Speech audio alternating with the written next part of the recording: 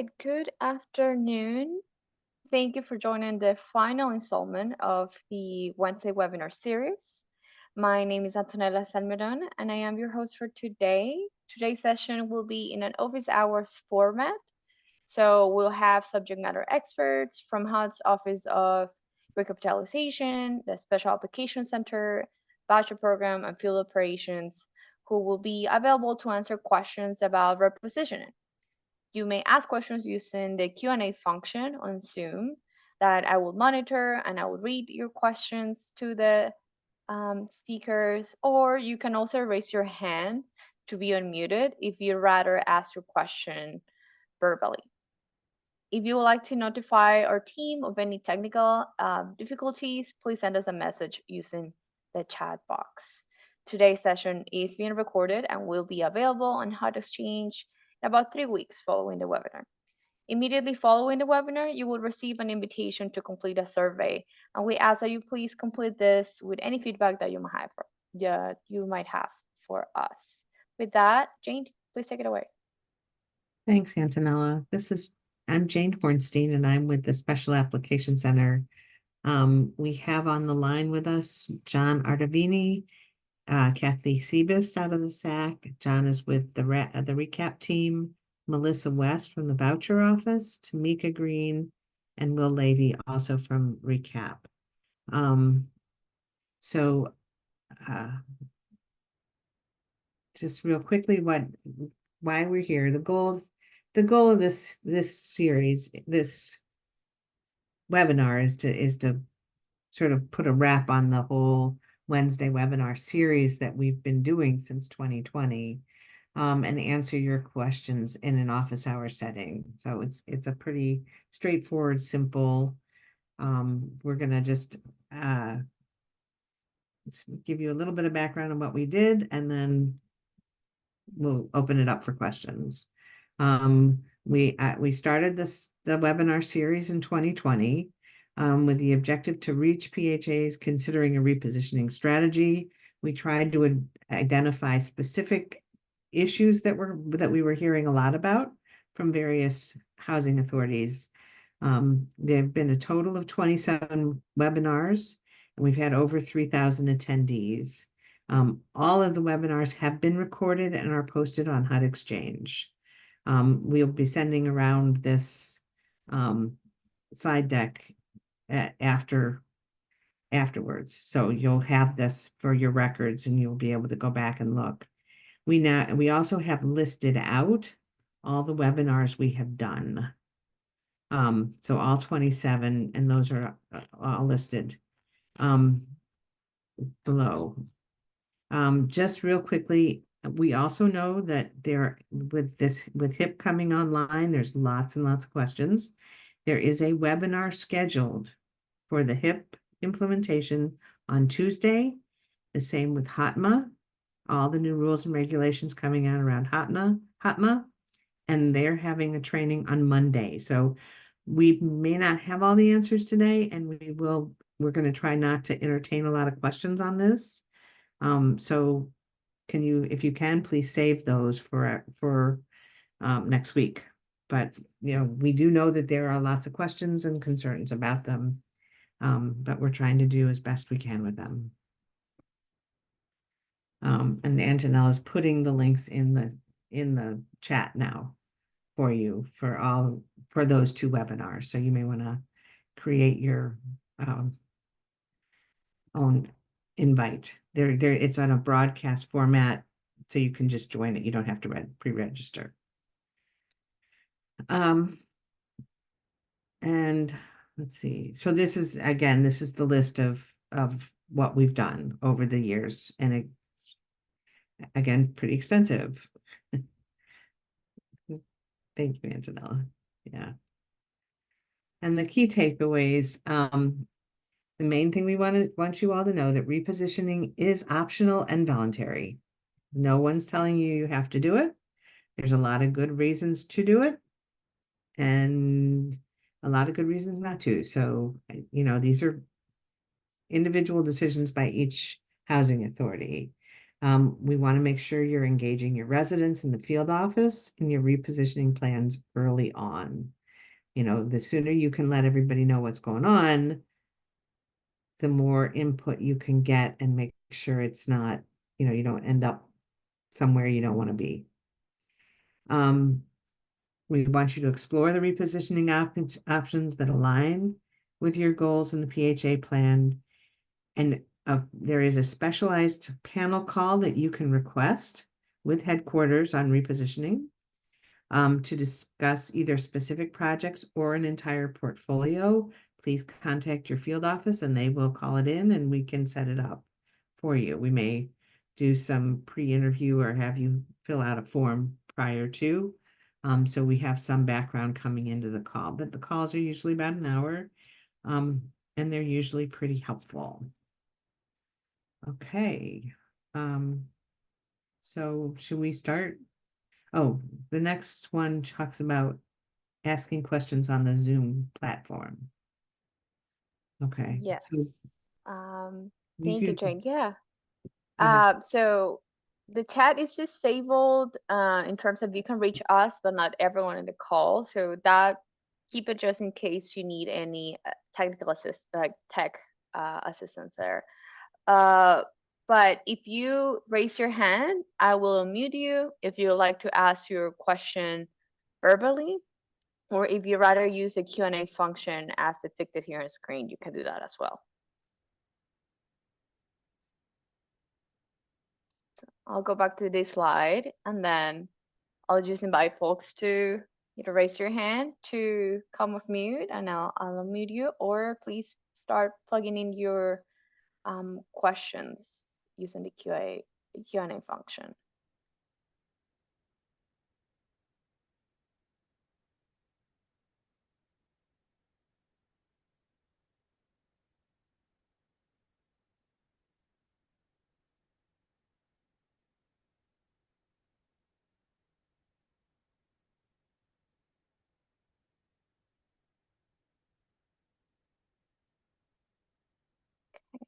I I think some folks are sending it via chat directly to me.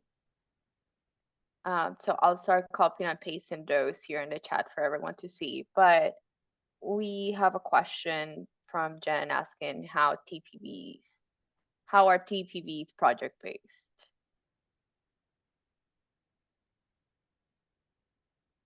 Hi, this is Melissa. I'm happy to address that question.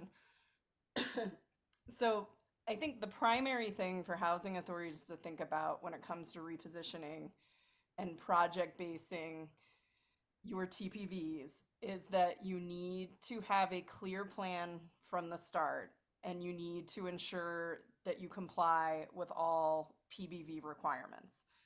Now, as Jane alluded to, the HOTMA final rule has been published, and we will provide significant training on some of the implications and new flexibilities afforded.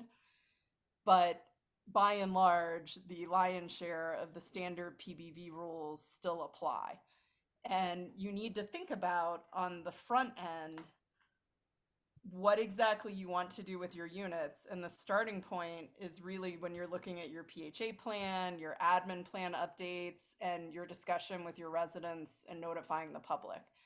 And so my kind of big picture cautionary tale is make sure that you're thinking about PBV at the outset and you're clear on what your PBV goal is.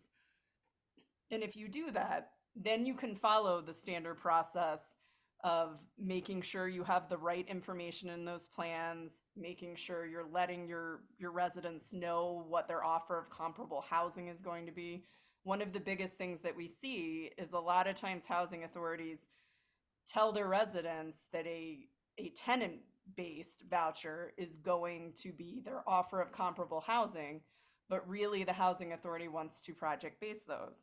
And under Section 18, the housing authority can choose either one. But if your end goal is project basing, that needs to be part of your plan from the beginning, not backing into it once you get your TPV allocation. So procedurally, that your plan should be clear at the point that you submit your application to the SAC, once you receive your approval and you're ready to move forward with your 90-day notice, we generally recommend that you apply for your TPVs at least 30 to 60 days before you need them. I usually recommend closer to the 60-day mark, just to ensure that they are processed and you have them in hand when you need them. But what I want to make really clear is that approval letter from the SAC is not approval to project base. Frankly, housing authorities have the discretion to project base, but you have to make sure that you comply with all of the applicable requirements. So one just little anecdote real quick. Something we see a lot that I alluded to, making sure your plan's clear from the get-go, is housing authorities tell their residents that they're making an offer of comparable housing in the form of a tenant-based voucher, but ultimately they want to PBV the property. Well, you can't then on the back end go to these families after the 90 days once you have your PBV and enter into a PBV HAP. The residents needed to know that their offer of comparable housing was actually going to be project-based assistance. Or another common scenario is if let's say you're planning to do rehab on those units. If you can't project base immediately, and again, under HOTMA, there are going to be some new flexibilities and options, and we encourage you to tune into the training on Monday where we'll go over some of those new options. But the bottom line is, if what you really need to give those residents is tenant-based assistance because you want to give them the option to relocate, maybe you want to give them the right to return as well. But ultimately, if you're not taking them straight off the public housing lease for their public housing unit and putting and they're going under their units going under a PBV HAP, their offer of comparable housing isn't project-based assistance. So again, you certainly can PBV. You as the housing authority has the discretion to PBV, but it is absolutely imperative that you don't mistake the SAC approval letter as approval to PBV. And you have to go through both the process to project base as well as the process to request the TPVs that ultimately you seek to project base.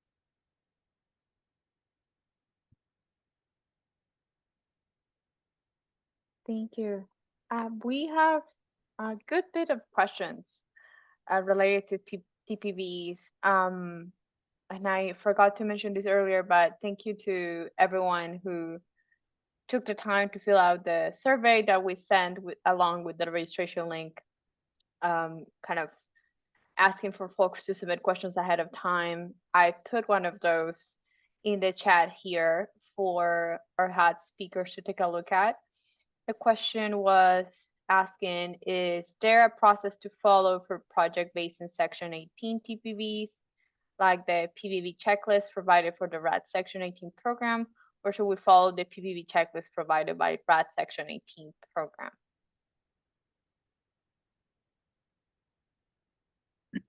Melissa, yeah. Oh, yeah. So a RAD Section 18 blend certainly has its nuances. So if you're not doing a blend, yes, you should follow the PBV checklist that's provided after you submit your notice of intent to PBV to HUD. That's generally the most helpful. We have lots of other guidance out there, and one of the greatest benefits of the HOTMA final rule being published is that our program regulations have been fully updated for the first time in about 20 years.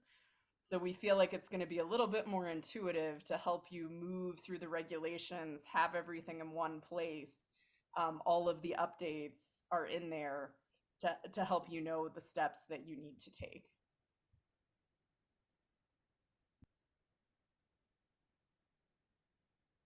Thank you. We have a couple more questions from the survey on that, but I will actually switch to the Q&A for people who are writing down their questions there. I have a questions from Diane. We just recently received notification that SAC approved our application for Section 22 voluntary conversion. Very excited. We're also approached by a leasee of one of our non-dwelling buildings to purchase it. They are the Head Start program, and they were awarded money to purchase a building. They have been using this building for over 20 years. They're asking if they're able to sell before the closeout of their public housing, and can they sell at fair market or under?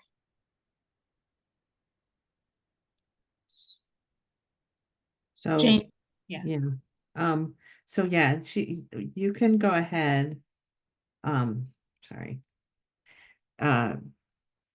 You can go ahead and sell it. I mean, you've gotten the voluntary conversion, so, and this is, I'm assuming this site that the Head Start is part of the development we gave the voluntary conversion to.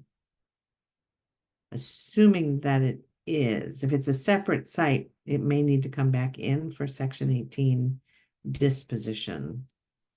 But if it's not, if it's on the same site and was part of the application, then you're clear to go ahead with the sale. And I think whether it's fair market value or not is between you and the buyers. If they have enough money to pay the fair market, that's going to be easier for you in the long run. But the SAC approval of the SVC should outline, how the building was approved and who it's going to. Right, Jane? Right. Yes.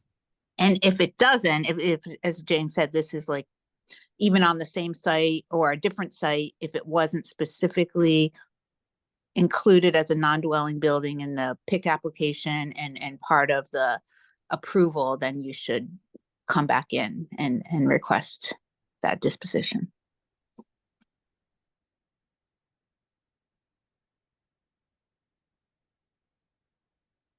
Great, thank you.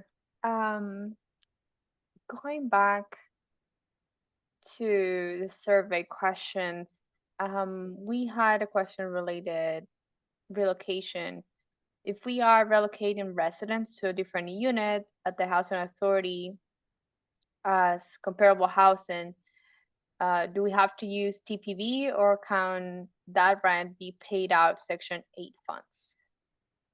Yeah, I can take this one. So a housing authority must offer residents one or more form of comparable housing. Could be another public housing unit, could be a tenant-based voucher, or it could be a hard unit with project-based assistance.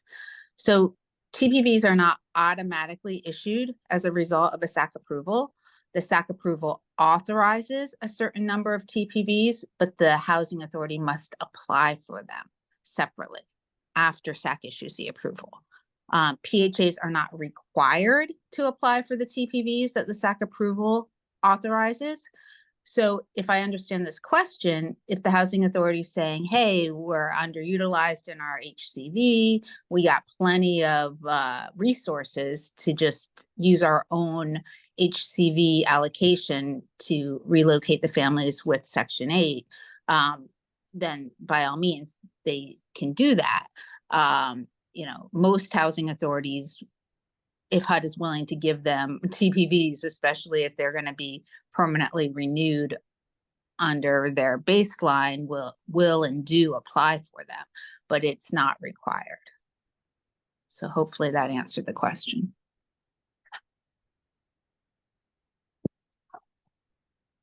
Thank you. Thank you, Kathy. Yeah, if there are any follow-ups, if you identify that we cover the question that you submitted through the survey and you want to follow up, you can just either add it to the Q&A or raise your hand so I can unmute you. I'm going to move to the next question that we actually also received through the survey. So thank you for putting it here as well, Kyle. I'm just going to read it out, but I also encourage the HUD staff to take a look. Our question is on preserving RAD Section 18 blend eligibility for projects where early demolition under RAD is contemplated. In certain developments, the PHA has buildings that require costly repairs to pass local code compliance certification, and the PHA received early relocation approval to vacate these buildings. Demolition and new construction of the entire developments are planned over multiple phases, but in the meantime, the vacant buildings are subject to crime, including squatting, and the community and PHA would benefit from demolishing them in advance of closing. However, doing this would negatively impact the ability to pursue RAD Section 18 blend if the assistance for early removal units is saved in a CAD, CHAP, or at RAD rent levels. Why is there no similar mechanism for preserving the RAD Section 18 blend TPV assistance those units could generate? Is HUD considering modifying this one once PIC sunsets? Hi, Antonella, I'll take that. So the problem is that a property is eligible for a RAD Section 18 construction blend based on what it's proposing in the RAD financing plan. And in the scenario described, where HUD's providing, in rare circumstances, early demolition approval, i.e. demolition before the housing authorities even prepared a financing plan, we're unable to confirm that the property would be eligible for the construction blend. So it's unfortunately a little bit of a technicality. We can look at this in the future, but it's not something that's going to be resolved or is anything related to PIC or HIP, but it's and not anything in the immediate term that's in the horizon to be fixed. But I'll just say an alternative option here, given that we're talking broadly about repositioning, is another approach this property could take is you could see if it would qualify fully under Section 18. Say if it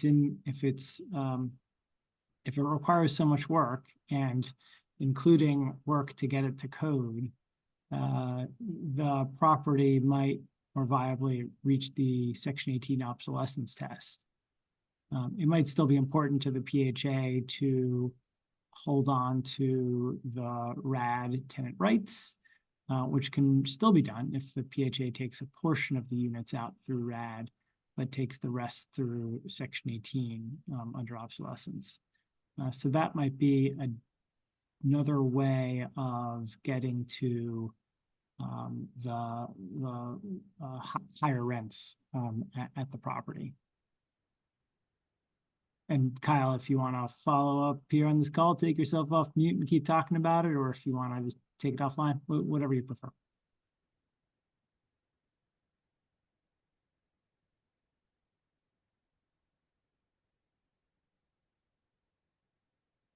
Thank you. Great. It seems like that was helpful. If there are any follow-up questions, please feel free to let us know. So moving on to our next question here in the Q&A. If you are doing a RAD transfer of assistance, unit by unit at a property, is this the best option, or could you do a TOA for all total units, let's say 300 at the property? Hey, Antonella, I can take this one. It's a great question, right? So with RAD, we often see PHAs think about transfer of assistance where, yeah, they can take all of their units and transfer them from what we call the current site or originating site and transfer them to the new site all at once. But 300 units, right? That's a whole lot of units. So often when PHAs have that many, what they'll do is they'll think about what we call a partial transfer of assistance, right? And they'll take it in phases. And when they're taking it in phases, a couple things that a PHA is going to want to think about. One is it cleanly severable, right? So if you have a public housing property, can we take off portions of buildings in certain maybe corners of the property, right? What we want to try to avoid is checkerboarding, right? So some in this building and some in that building, some in this floor and some in that floor. We want to make it as clean as possible, but we see PHAs do both, transferring it in kind of one fell swoop when there's less than 300 units, but also doing it portion by portion. So both are feasible approaches. Just got to think about a way to do it cleanly in the partial transfer of assistance.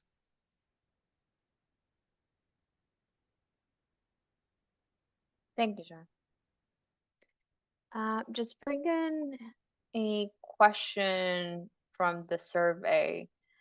Actually, I guess two questions together. If a RAD Section 19 blend project has submitted its financing plan, received its RCC, and it's ready to draw down the TPVs from SAC during the transition period, will SAC be able to issue the new HCBs during the transition period as long as the RAD financing plan was submitted before July 1st? And similarly, if a RAD Section 19 blend project submits its financing plan before July 1st, will SAC be able to underwrite and approve the Section 18 disposition during the transition period? So let me take that one. We are not, so the the RAD desk will continue to be open. All RAD Section 18 blends should be submitted through the RAD desk. So there's no shutdown period for the RAD Section 18 blends. It's only for straight either Section 18, Section 22, eminent domain, Section 32, Section 33 that come through the SAC only. If you can get it into the RAD desk, get it into the RAD desk. They will continue to process it. When it hits that point, we will keep a log of any Section 18 applications we approved during the shutdown, and we'll go back into HIP once it's up and running and put those in. So don't worry so much about the RAD portion, the RAD Section 18 blends. It's just SAC itself. Because there's no way for you to submit it there. We can't check things. We can't do anything really during that shutdown period because we won't have access to any of the data. I'm hoping that helps. Okay.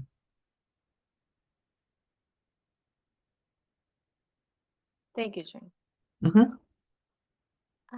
Moving to our next question here in the Q&A function.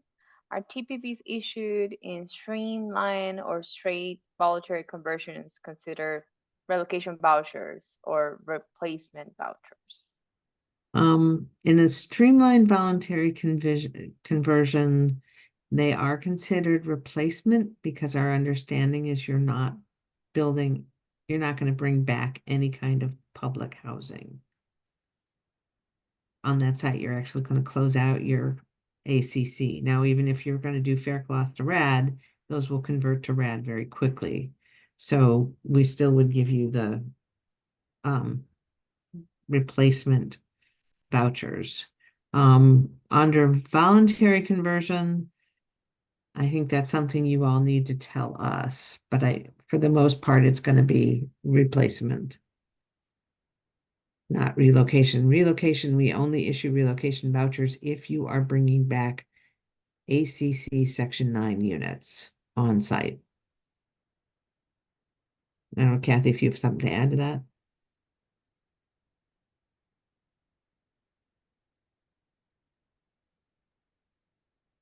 No, sorry, I was getting off mute. That was perfect.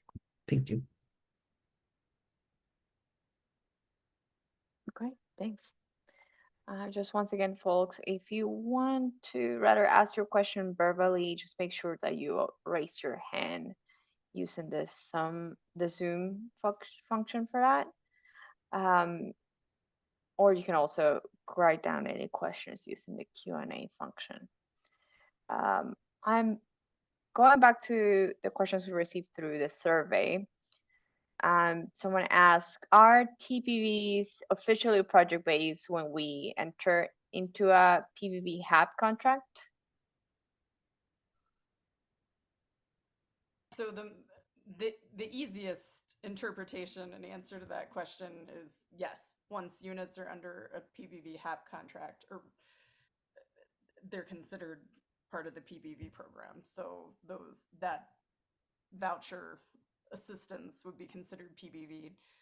There are lots of other things that we could read into this question, and other scenarios, and think about AHAP situations and so on and so forth. But ultimately, your tenant protection vouchers eventually just become part of your overall voucher authority. And if you choose to project base them, then once you enter into that HAP, then yes, that assistance is considered project based. There are circumstances where units can be removed from a HAP contract. Certain circumstances where that can even be required. So I would think of it, more as in the budget authority context of the goal of the TPVs is to sort of try to make you whole for those units that were occupied. They can be used as tenant-based assistance. You as the housing authority can exercise your discretion to project-base them as long as you follow all program requirements. But it's not really this notion that like once PBV'd, forever PBV'd necessarily.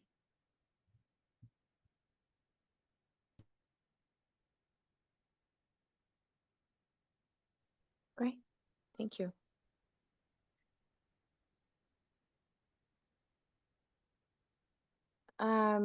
Just moving to the next question here in the Q&A. Does HUD USDA project or can be repositioned disposition under SBC? If those units are in PIC, then yes, I think so. And Kathy, unless you know something different than I do. Yeah, I missed the first part of that question. What was the question? The HUD what? USDA projects, can they be repositioned under SBC? I mean, I don't think so. I don't think USDA projects are public housing. I think it's a different program. So, yeah, as Jane said, unless those projects are public housing units in PIC under an ACC, then no.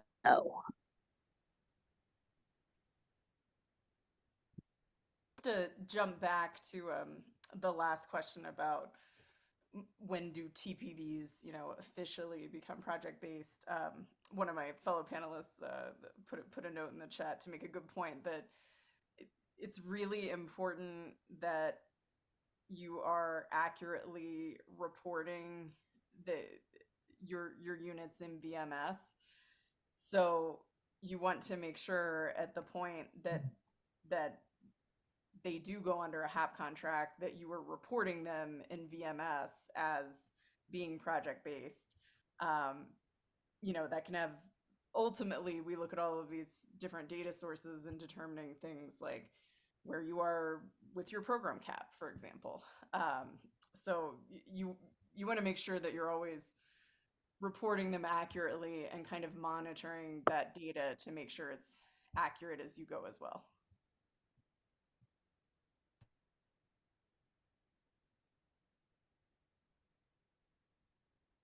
Thank you. I'm going to the next question here in the Q&A. We have a scenario here where PHA has an approved Section 18 demolition for their development. They have successfully vacated and moved all residents. They're ready for demolition. They have had many residents from the area speak up, and the PHA has been asked to keep the community building on site for many that are being served there. That building seems to be a central hub for various social, educational, and cultural activities. How can the PHA pull that building from their approved demolition application? since they already have an approved board recommendation? So I would go ahead and send an email to SAC-TA, identify exactly which building it is, and include your board resolution. And what we will do is we'll rescind that building from the demolition order. Now, if you decide you want to sell that building to someone else, you would need to do a separate disposition application at a later time or whenever you're ready to do it.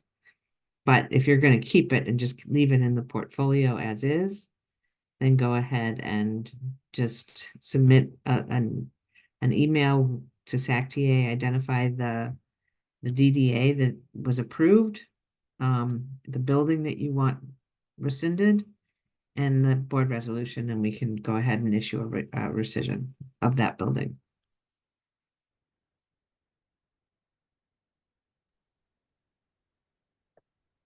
Thank you, Jane. Mm-hmm. Going to another question from the survey. Does the percentage limitation cap for PVVs apply to Section 18? Neat. This is one of those areas that, HOTMA has a major impact on in our final rule. We could probably, frankly, spend an hour just going over all of the different nuances of that. So we're going to ask you to tune in on Monday, for kind of an initial overview of some of the changes there. But, one big picture thing I'd like to point out here is that one takeaway is that a lot of times where we see issues with the program cap, the project cap for repositioning projects is that there's confusion about exceptions that apply to allow for non-competitive selection of projects and exceptions that apply to either the program cap or the project cap or both. And if there's one big thing, you can take away to jot down with respect to this question before we get more into the weeds next week, I think that's it. That's one of the most common issues that we see is that a housing authority kind of conflates those two requirements. And so they dig into the details of their project. They meet one of the exceptions for either the income mixing or the percentage limitation, and yet they don't meet the non-competitive selection exception or vice versa. So I just want to highlight that those are two different things, and then acknowledge that the general rule is that the program and project caps apply, right? But there are very specific criteria that can be met for Section 18, for the Section 18 side of the transactions in your for Section 18 or the Section 18 side of transaction and blends. It's just not as easy of an answer of a one size fits all. It always does or it always doesn't. So again, tune in on Monday and we'll start to scratch the tip of the iceberg on that, and with more in-depth training to come.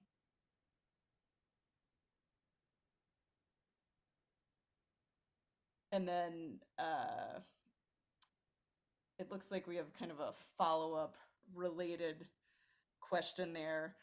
Yes. So when we're talking about the income mixing requirement or the project cap requirement, when we're talking about straight RAG conversions, the units do not count towards the cap, and if you're talking about straight RAD.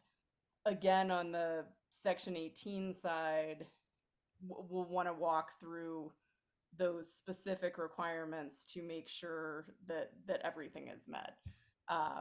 It's the good news now is that prior to publication of the HOTMA final rule, all of this guidance was kind of in different places, right? Based upon what our existing rules are, what was under various implementation notices, what was changed and already implemented by HOTMA, and what was still awaiting implementation.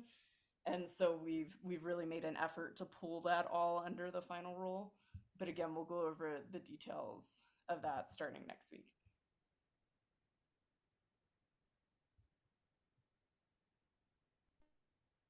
Thank you. I know that we also have training regarding hip transition, but we do have a question in the Q&A. I'm not sure if they're referring to SAC technical assistance applications or just SAC applications for other types of transactions. But Jane, would you be able to speak to how current applications will be impacted by the So transition I period? think, I mean, you asked the right question there, Antonella. I'm not sure. Because SAC-TA is an information email box. It's not really, there isn't really something as a SAC-TA applications. SAC-TA does do, the people that work that tend to do most of the RAD Section 18 blends. They will continue to do that. If there's amendments and things, they can come in there. We may not be able to deal with it during the shutdown because we won't be able to check on the old applications that are in PIC. So there's not much we can do during the shutdown period, because we may have to go back and do some research on what was approved, and we won't be able to do that. But you know, we'll do what we can with what we've got.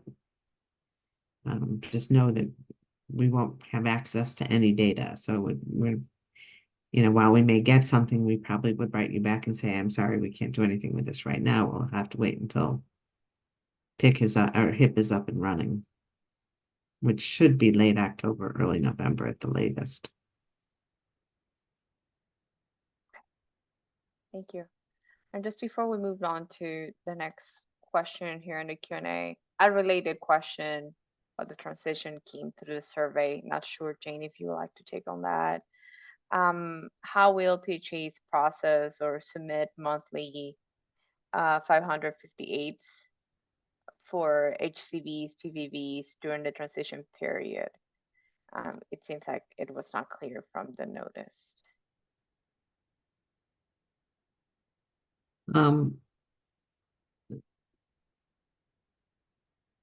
Well, Kathy or Melissa, do you understand that? I think that it's I'm not really clear. Yeah, and this is one that when we saw the question come in, I reached out to our internal folks about whether we should try and address the question on this call. And like many of these questions, it could be interpreted a little bit differently. So they again requested that we, point these types of questions to the associated trainings that are coming down the line, as opposed to trying to interpret it and address it here.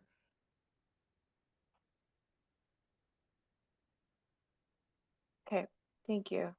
And I'm putting this here in the Q&A. I'm going to put it again in the chat. So for the upcoming training, you do not need a registration.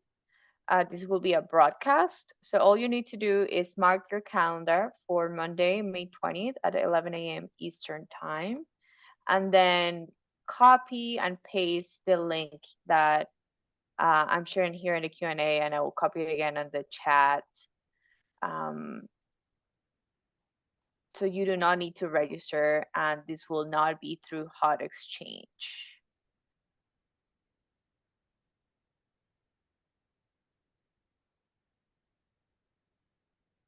And then Monday training is the HOTMA one, and the one on Tuesday is on HIP. I'll put the one on HIP on the chat again, just in 1 second. I wanted to go to the next question for the HUD panel, are you aware of any housing authorities in California that have gone through the SBC that can be contacted? I guess we would like to reach out to people in that position. Do we have any context to share, or should we mark that as a follow-up? Yeah, let's do that as a follow-up, and we can, I'd prefer to talk to the housing authorities to make sure they're comfortable if I use them as a resource before putting that out publicly. Okay. But I think that's something we can follow up with.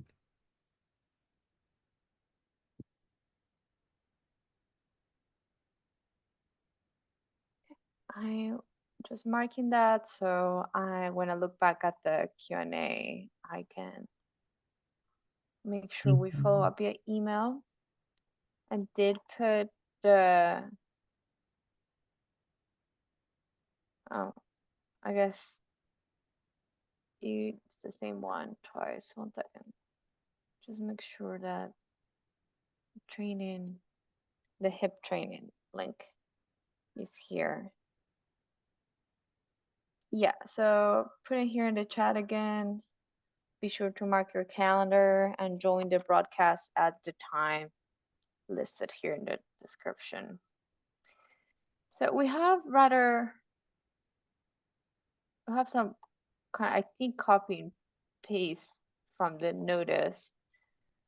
I'll get to that in a second, but if we could answer the following question. In Faircloth to RAD, is a mixed finance segment subject to the site and neighborhood standards regarding the number of permissible replacement public housing, etc., whereas the RAD option, sorry, the RAD portion would be exempt from PBB caps? I'll take this one, Antonella. So I think the question might be confusing two concepts. In a development where a PHA is bringing public housing units on, using its Faircloth authority, and then converting those units through RAD, the new construction, the whole property is subject to the public housing site neighborhood standards. But that doesn't put that has no impact on the number of units. The only thing that impacts the number of units is how many Faircloth units the PHA has available. Once the property converts through RAD and is placed under a project-based voucher contract, those project-based voucher units are exempt from the project-based voucher cap. So there is no cap that's relevant for the development of public housing units in the mixed finance setting. The project-based voucher cap only comes into play at conversion, and it doesn't actually come into play because the RAD units, the RAD conversion exempts those units from the project-based voucher cap.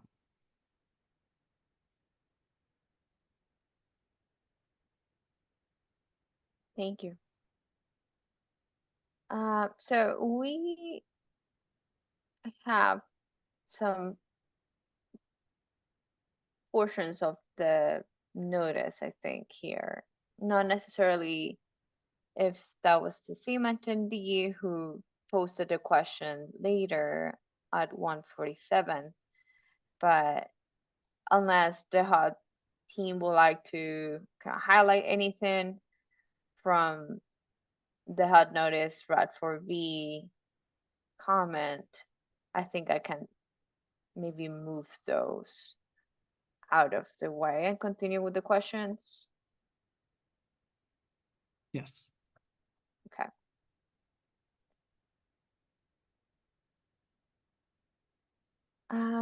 So I know that we've done this in previous webinars, I think a couple of times, but can you explain what is a Section 18 blend and how it differs from a regular RAD deal? Yeah, we'd love to, and other folks can chime in if they want. So in a regular RAD conversion, we are converting the public housing subsidy to a Section 8 contract. And one of the biggest constraints there is the initial contract rents are based on the public housing funding levels, which are often below market. A few years ago, HUD developed something called the RAD and Section 18 blend, in which a portion of the units convert through RAD and a portion of the units are approved under Section 18. They're not approved because of obsolescence or one of the standard Section 18 justifications, but because of the construction amounts that are proposed in the conversion itself, or for small PHAs. We'll get to that in a second. But there's an automatic approval if you meet certain criteria for a portion of the units to be approved under Section 18, which means it triggers the issuance of new voucher authority. It's called tenant protection vouchers. And those tenant protection vouchers can be project-based immediately. And that means you have a property where some of the units have contract rents at their normal RAD rents, often below market, and some of the units at the property have rents based on the normal project-based voucher rules. So the reasonable rent or market rent up to 110% of the FMR, which means higher revenue, which means you can support more financing, which makes these preservation and redevelopment deals more viable. So that's the basics of the RAD Section 18 blend. We've done a lot of work on this over the years, and including making sure that the resident rights across the board are the same, because it doesn't make sense for residents to be treated differently just because the HUD program that is removing those units from public housing are different. So we've made those resident rights, as at least one example, uniform. And there's a whole bunch of other information too. So we've got, I think you see a few links being put on the webinar chat that has more information on that.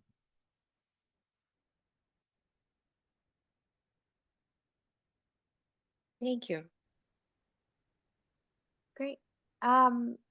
Yes, I did put some links here in the chat. You'll also receive those once you get the slideshow. All the links will be available through that. I just want to get to one more question that we received from the survey. Can the conversion assessment and conversion plan for Section 22 be submitted to HUD via significant amendment to the annual plan? Yeah. Yes. Okay. Yeah, I mean, the significant amendment is considered, an extension of the PHA plan, and so as long as it's part of that, it's fine.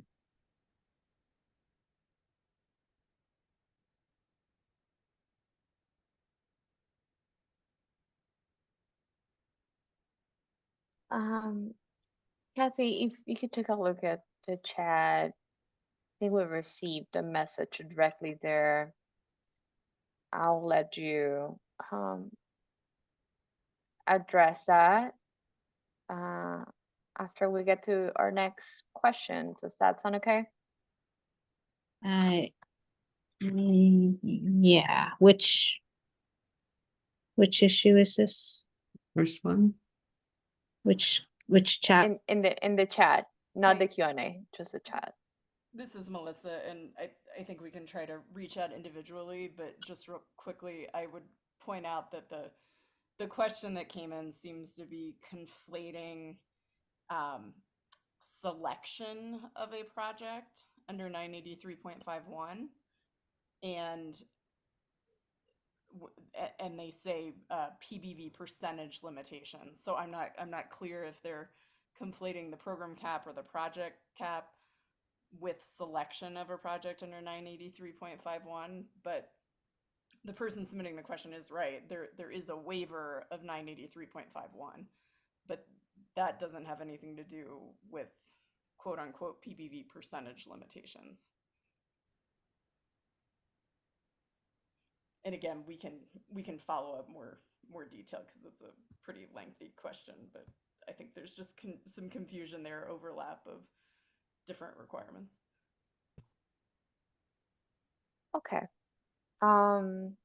I'll make myself a note to also follow up on that. Going back to the Q&A section, we have another question. Is it section 18 plus RAD or RAD only and or section 18 only? I think this was related to the blends again.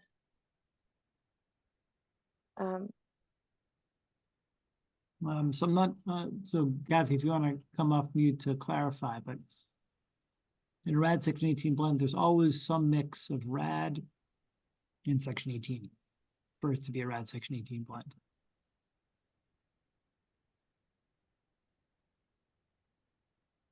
Right.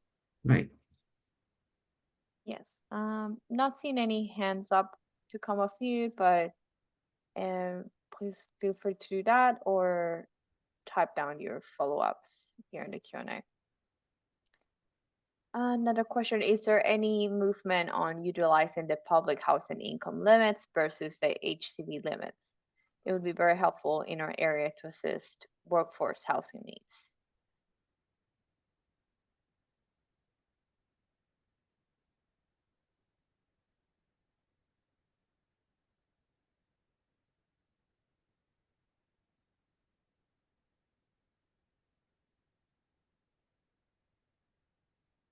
Should we No. mark that as a follow-up maybe? Yeah, at this point there, I don't think that's been part of any discussion. Melissa, you may have a different. Oh, so I don't know. This has to do with the voucher program. And can they use the public housing income limits versus the HVC limits?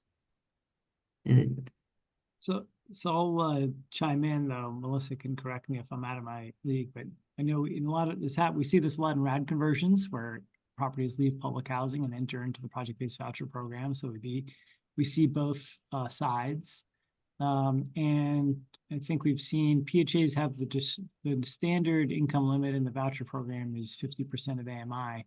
The PHAs have the discretion in their admin plan to serve families up to 80% of AMI. Melissa, is there anything, did I get that right? Yes, that's correct. Okay.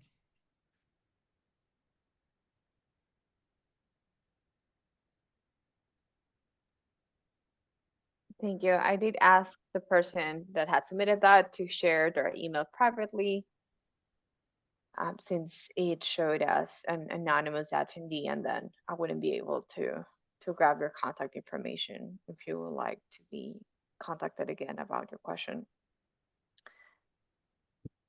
We have one more question here in the Q&A, and we definitely have some more time for more questions. I think we had allotted at least another 30 minutes. So if you have more questions, we'll have some more time. So when submitting the application requirements for SBC through SAC, how old environmental reports, market study, CNA, PNA studies need to be dated? so for SVC, environmental reports need to be done within the last 5 years. If it's older than that, we'll ask you to have it redone. Market studies should be current. If it's an appraisal, it should be within the last year. It's probably to your advantage to have that market study done relatively recently and not use a very old one. We don't set a date on it, but clearly it should be within the last year or two, just as the markets change so much and drastically, particularly over these last 4 years, it's had a market change. CNA, PNA studies, it's to your advantage to have them as early, as close to the date to your submittal as possible, just because most of these buildings continue to deteriorate and it's worth knowing what condition they're in currently. But if you have an old one that you think still represents what the condition of the property is, by all means, you can use that. I know those cost a lot to get redone. Does anybody have any other thoughts?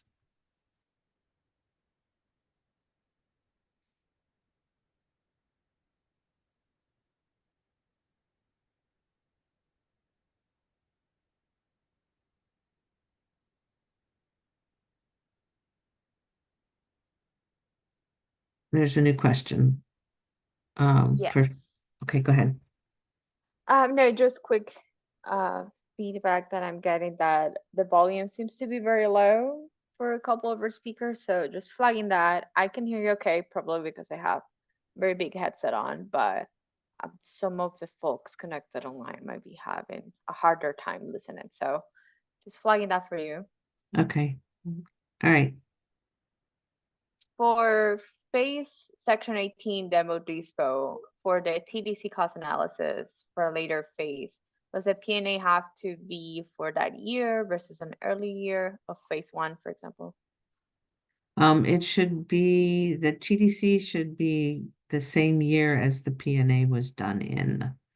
And if you're doing a phased development over time, you can do a full P&A for the entire site. We can approve that up front with the idea that, the buildings won't be demolished until later phases. So if you have a P&A done in 2024, and we would use the TDC cost for 2024, even though the buildings may not be demolished until 28 or 29, something like that.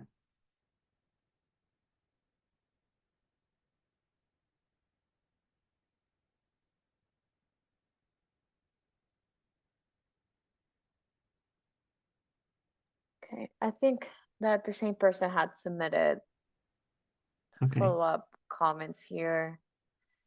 I see. Yeah, does the P&A have to be updated for a year of the phase? I think you covered that. Right. I mean, unless there's been a significant change, no. Once we've approved it, we've approved it. There's no deadline on SAC approvals. So it should be, yeah, once we issue an entire P&A for the entire site, that does not need to be updated. What you need to get back to us with is what we may not approve the disposition of the property until we know what you're going to do with that particular phase.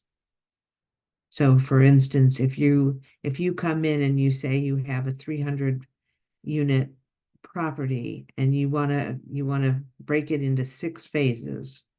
First phase, you're going to tear down the building, you're going to put the residents into other units around the site, and or other housing you have elsewhere.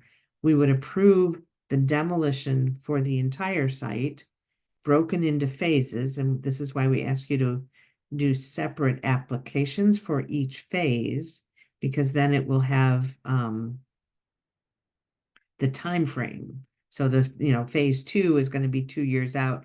Phase 3 is going to be 2 years after that.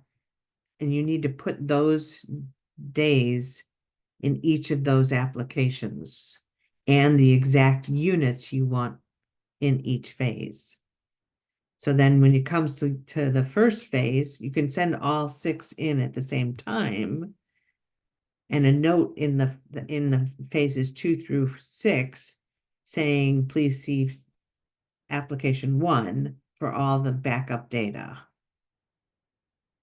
We just need you to make sure that each application has the units and time frame for each phase. And then we would approve the entire demolition of the site by phases whenever you're ready to do that. But we would only approve the disposition in phase 1. Unless you have financing and are ready to go on phase 2 too.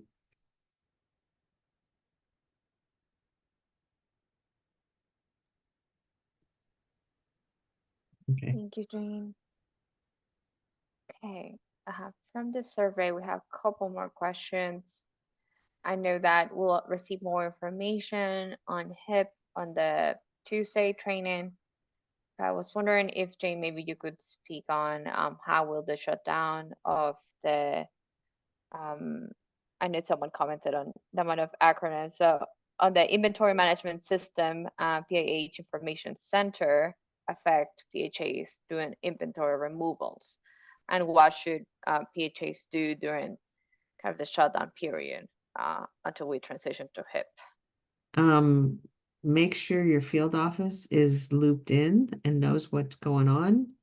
And as soon as HIP comes in, like if you do a demolition during that period that you've already gotten approval for and you just want to mark those units in, make sure your field office is aware of it. And the day that HIP comes back online, the HIP is live, we should go ahead and put those in. I mean, that's what we're trying to not overwhelm the system by having too much going on in that when HIP comes live. But I think for something like that, if if your sale is, you have your closing and it's scheduled for the middle of September, then go ahead and just make sure that the field office is aware of it and that they should be planning to put that into HIP the day that HIP goes live. I mean, there's not much we can do between now and then. I mean, during the transition when PIC is down and HIP's not up yet. Thank you. We have a question for Will specifically. Are MTWPHAs also able to utilize the initial rent augmentation option in Notice 4B for non-MTWPHAs? And then they copy and paste it, I believe, that related part of the notice. Will, would you like to take that on? Yeah, so NTWs have always been able to, well, since nearly the beginning of RAD, have always been able to augment the initial contract rents in RAD conversions, which included when PHAs were, when NTW PHAs were developing new public housing units under their Faircloth authority and then converting those through RAD. So what we did in the RAD supplemental notice in 4B is really just extend that authority to non-MTW PHAs in the context of Faircloth to RAD. So I think the short answer is yes, they've always been able to do so. The mechanism is slightly different because some MTW PHAs are funded differently than regular public housing authorities. But the basic flexibility of being able to set their own contract rents is permitted.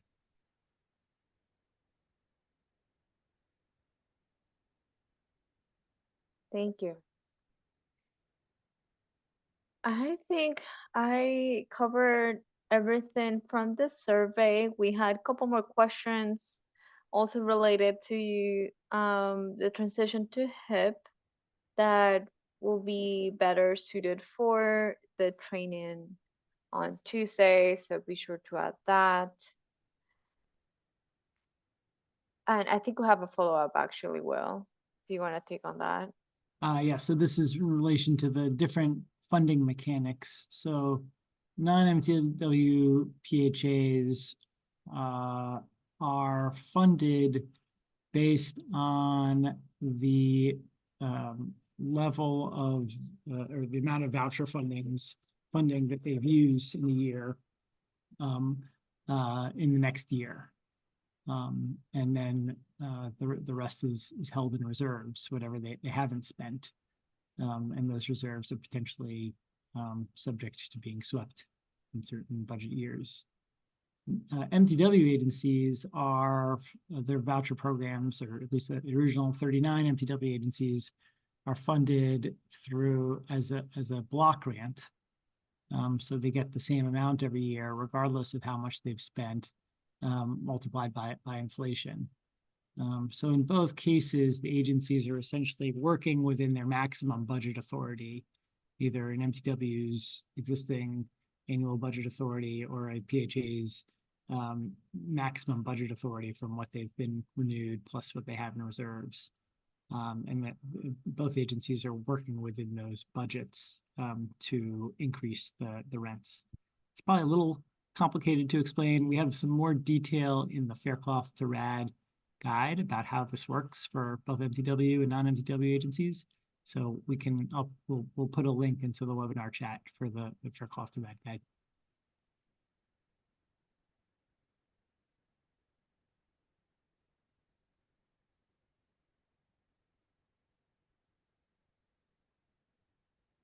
Thank you. Okay. I have reached the end of the questions submitted via survey. And I don't think we have more questions in the chat. Jane, would you like to close out the session, or do you want to give folks a couple more minutes? We'll give them another minute or two, and then let me go ahead and on the next page of the PowerPoint, we have listed resources again, so feel free to, you'll get this PowerPoint, and it will also be posted on Hut Exchange, so make sure you look at these websites. We've tried to put as much information out there as we can, and we keep these up to date. So if there are changes, this is always a good place to come back to on these resources. So that's pretty much all we have. I'm not seeing any new questions. The webinar, let me just make a quick correction, Antonella. Your webinar on the on May 21st, the HIP webinar is, oh, you have it right, at 1 p.m. That's right. And on the 20th, it's at 11 p.m. Eastern time. Both of them. Okay, they're correct there. Thank you. Okay. Any other questions?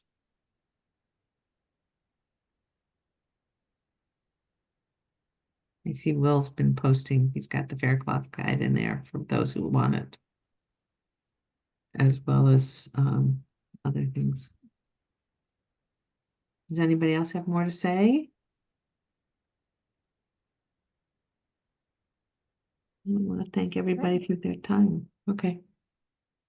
Yes, thank you everyone for joining. Thank you to HUD for this incredible series.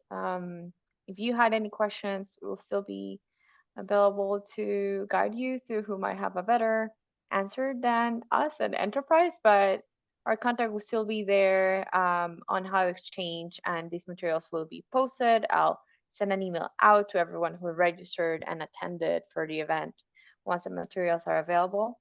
And we appreciate your time. Have a good rest of your day.